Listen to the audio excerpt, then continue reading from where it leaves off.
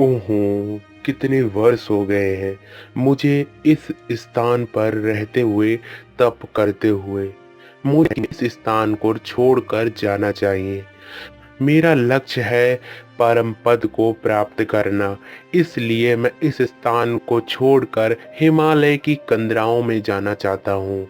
अब मेरा शरण हिमालय ही बनेगा। हिमालय में जाकर ही मैं तपस्या करूँगा। लेकिन इस स्थान पर मैंने बहुत वर्षों तक तपस्या की है, इसलिए इस स्थान पर मैं एक वरदान देकर जाता हूँ और खासकर इस वृक्ष को एक वरदान देकर जाता हूँ कि इसके वृक्ष के जो भी फल खाएगा वह कुछ न कुछ प्राप्त कर लेगा, उसका भाग्य स्वयं ही जागृत हो जाएगा। लेकिन इस वृक्ष के पेड़ पर दो यह फल लगे हुए हैं। जो भी इस फल को खाएगा वह तुरंत ही कुछ ही वर्षों या कुछ ही दिनों के पश्चात राजा बन जाएगा।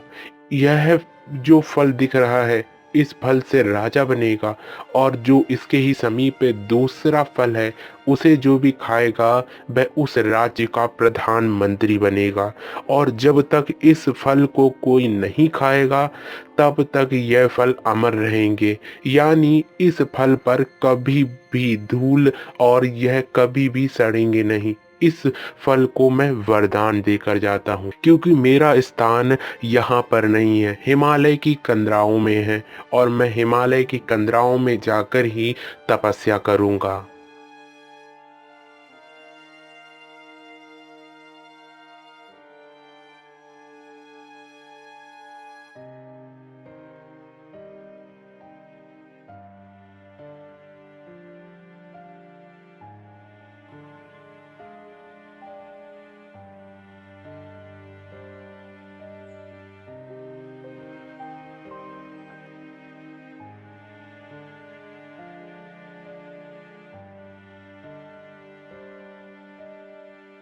ए जी सुनते हो, मैं क्या कहना चाहती हूँ।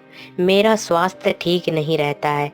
अब स्वास्थ्य सही नहीं रहने के कारण अगर कभी मैं मर भी गई तो क्या तुम दूसरा विवाह कर लोगे?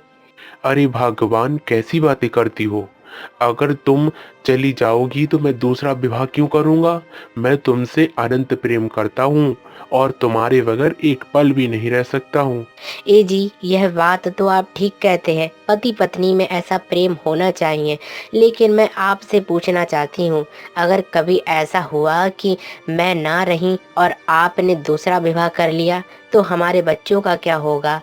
अरे भगवान, सब शुभ शुभ बोलो। मैं जानता हूँ कि तुम्हें कुछ भी नहीं होगा और मैं तुम्हें इतना कह देता हूँ कि अगर तुम्हें कुछ हो भी जाता है तो मैं दूसरा विवाह नहीं करूँगा। अरे ए जी, आप सही कह रहे हैं कि आप दूसरा विवाह नहीं करेंगे। हाँ भगवान, मैं दूसरा विवाह नहीं करूँगा। तो मैं ठीक समझी, आप मेरे सबसे अच्छे पति हैं क्योंकि आप अपनी पत्नी से अनंत प्रेम करते हैं। हाँ भगवान, मैं तुमसे सही कह रहा हूँ। मैं तुम्हारे अतिरिक्त किसी से प्रेम नहीं करता हूँ और तुम्हारे अतिरिक्त किसी को भी पत्नी नहीं बनाऊंगा। ए जी, मैं आपको एक कहानी सुनाती हूँ। अरे कहानी तो तुम रहने दो। मैं तुमसे एक बात यही कहना चाहता हूँ कि तुम बार बार यह परेशान मत हुआ करो कि तुम्हारे बच्चों का क्या होगा। तुम स्वस्थ हो तो सब कुछ स्वस्थ है, इसलिए ऐसी बातें कभी मत करना।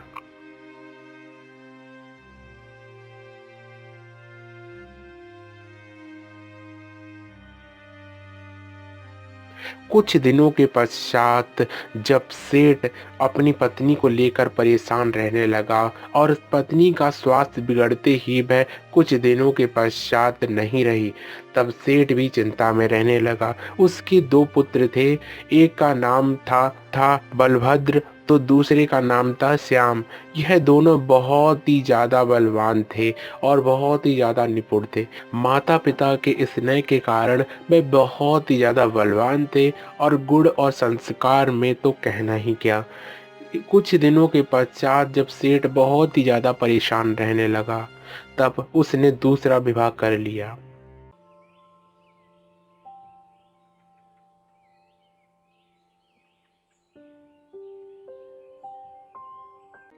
ए जी, मैं आपके बच्चों से परेशान आ गई हूँ, क्योंकि आपके बच्चों को पालने के लिए मैं कोई नौकरानी नहीं हूँ। अगर आप अपने घर में मुझे रखना चाहते हैं तो इन बच्चों को बाहर निकालिए, ताकि मेरी कोई भी संतान हो तो मैं उसे अपना पूरा मंतव्य दे सकूं। कोई मैं नौकरानी नहीं हूँ। अरे भगवान, तुम कैसी बातें करती हो? शर्त के अनुसार जब मेरा विवाह तुमसे हुआ था तो तुमने स्वयं ही कहा था कि तुम हमारे बच्चों का ख्याल रखोगी। लेकिन अब तुम इस बात से क्यों मुकर रही हो कि तुम इन बच्चों का ख्याल नहीं रख सकती हो?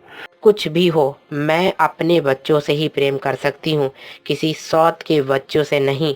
इसलिए आप इन लोगों को, इन दोनों को अगर नहीं निकालेंगे तो मैं स्वयं ही इस घर को छोड़कर चली जाऊंगी, और आप ऐसे ही बैठे रह जाना। आप पर मैं ये निर्णय छोड़ती हूँ। कल सुबह होते ही इन बालकों को आप इस घर में नहीं रखेंगे, अन्यथा मैं कल सुबह होते ही यहाँ से चली जाऊंगी।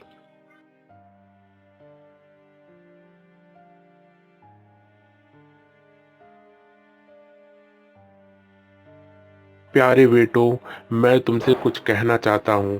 इसके अनुसार कल सुबह होते ही हमारे संग तुम वन में चलना, और वन में मैं तुम्हें कुछ ऐसे दृश्य दिखाऊंगा जिसे देखकर तुम बहुत ही ज़्यादा प्रसन्न हो जाओगे। पिताजी, आप जो भी कहते हैं वह सब ठीक होगा, और हमने जो आपसे सुना है वह सारे संस्कार हमारे अंदर हैं। इसलिए आप चिंता ना कीजिए। प्रातःकाल आप जहाँ पर भी हमें ले चलेंगे, हम भ्रमण करने के लिए ज़रूर चलेंगे। तो ठीक रहा, सो जाओ।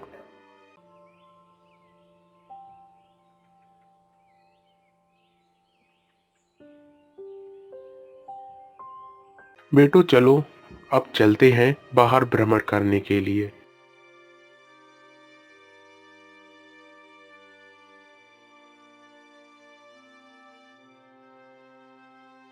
आओ, इस वृक्ष की छांव में सो जाते हैं और कुछ क्षण के पश्चात फिर से घर की ओर चलेंगे। यह देखकर दोनों बालक सो जाते हैं और सोते ही सेठ वहां से चला जाता है। जब दोनों बालकों की आंखें खुलती हैं तब वह अपने पिता को ढूंढने लगते हैं, लेकिन पिता कहीं नहीं मिलते हैं। भाई बताओ, हमारे पिता हमें यहाँ घने घोर जंगल में छोड़कर चले गए हैं। यहाँ पर हमारा कुछ भी हो सकता है, लेकिन क्या कर सकते हैं, भाग्य में जो लिखा है वह होकर ही रहेगा। हमारे पिता ने हमें छोड़ दिया, हमारी माता तो पहले से ही छोड़ चुकी थी। इसलिए हम दोनों इस वन में आ ही गए हैं, तब कुछ खा ही लेते हैं, क्योंकि बहुत देर हो गई है, भूख अत्यधिक लग रही है। इसके पश्चात वही संत का जो फल था वह दोनों तोड़ते हैं और उसी फल को खा लेते हैं। जो फल को आशीर्वाद मिला था कि राजा बनने के लिए वह बड़ा लड़का खाता है, और जिस फल को संत ने आशीर्वाद दिया था वह छोटा भाई खा लेता है। यह दोनों बहुत ही ज़्यादा प्रसन्नता के संग फिर से वहीं पर भ्रमण करने लगते हैं। कुछ देर के पश्चात बलभद्र को नींद आ जाती है। तब श्याम को प्यास लगती है और वह प्यास को बुझाने के लिए एक जलाशय के पास उतरता है। अपने भाई के लिए जलाशय से जल निकालने के लिए वह पहुंचता है।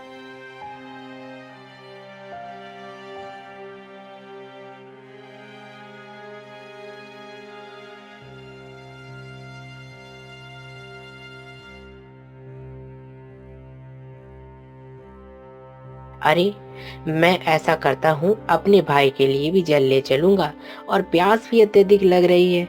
भाई बलभद्र बहुत ही ज्यादा प्रसन्न हो जाएंगे। चलता हूँ।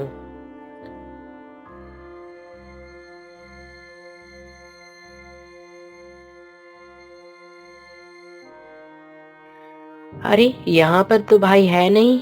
अब मैं क्या करूं? भाई भी मुझे छोड़कर चले गए।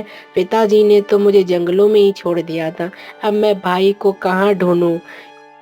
ये ऐसा करता हूँ, मैं इस वन से बाहर निकलता हूँ, क्या पता मेरा भाई वहीं मिल जाए। इसके पश्चात भ्रमण करते हुए श्याम जब जाता है तब वह एक राज्य में पहुंचता है। जब राज्य में पहुंचता है तब वहां पर प्रधानमंत्री का चुनाव चल रहा होता है। सुनो सुनो भाई, राजा की पहेली को जो भी सुलझा देगा वह प्रधानमंत्री राजा उसे स्वयं ही बना देंगे और प्रधानमंत्री बनते ही का शुभ चिंतक और प्रधानमंत्री बन जाएगा। भाई राजा की पहेली क्या है बताइए। राजा की पहेली यह है, वह तो राजा ही बताएंगे।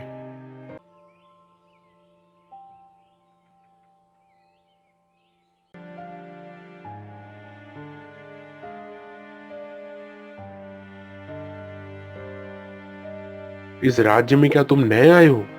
तो मेरी पहेली बताने के लिए तुम सज्ज हो? अगर तुम पहेली नहीं बताओगे तब तुम्हें मुफ्त में ही यहाँ पर कार्य करना पड़ेगा और तुम्हें यहाँ पर निःशुल्क रूप से कार्य करना होगा। आप अपनी पहेली बताइए और पहेली बताते ही मैं उसका उत्तर अवश्य दूंगा। अच्छा तो बताओ, ऐसी कौन सी चीज है जो हमेशा हमारे संग चलती है लेकिन हम उसको कभी भी पकड़ नहीं सकते हैं? राजा जी, हम इसका उत्तर परछाई देंगे, क्योंकि परछाई मनुष्य के साथ चलती है और मनुष्य अपनी परछाई को कभी नहीं पकड़ सकता है। तो आज से तुम हमारे प्रधानमंत्री बने और प्रधानमंत्री बनने के कारण सारे दायित्व तुम्हारे कंधों पर आ जाएंगे। प्रधानमंत्री बनने के पश्चात इधर जब बलभद्र अपने भाई को ढूंढते हुए उसी वन में आता है, तब देखता है कि उसका भाई श्याम नहीं मिलता है। अरे, यह श्याम कहाँ गया? श्याम तो मेरे संग ही था। अब बताओ, पिताजी ने भी तो जंगलों में छोड़ दिया, साथ में श्याम भी मुझे छोड़कर चला गया। ऐसा करते हुए वह बहुत ही ज़्यादा घबरा जाता है और घबराने के पश्चात उसी राज्य में पहुंच जाता है जिस राज्य में उसका भाई गया हुआ होता है। वह बहुत ही ज़्यादा चिंता में डूबा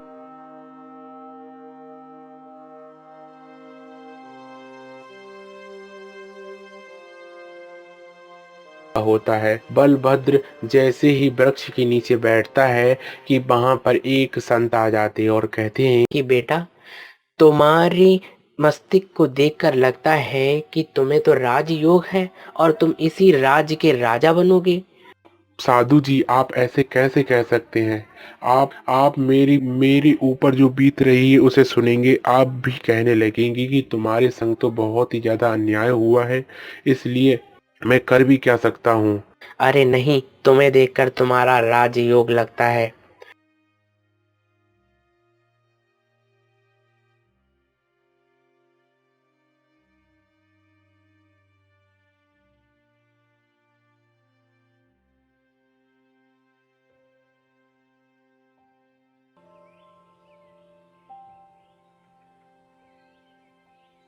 कुछ दिन के पश्चात बलभद्र वहीं पर भ्रमण करता रहता है। भ्रमण करने के पश्चात जब उस राज्य में राजा एक बार वनों की ओर जाता है और वनों में कुछ शिकारी राजा पर घातक प्रहार करते हैं। प्रहार करते ही जब बलभद्र वहां पर पहुंचता है और बलभद्र राजा की जान बचा लेता है। कुछ ही दिनों के पश्चात जब राजा को पता चलता है कि बलभद्र ने मेरी जान बचाई ही है, तब उस राज्य का राजा बलभद्र को बना दिया जाता है। बलभद्र और श्याम दोनों भाई भाई होने के कारण उसी राज्य में राज करने लगते हैं।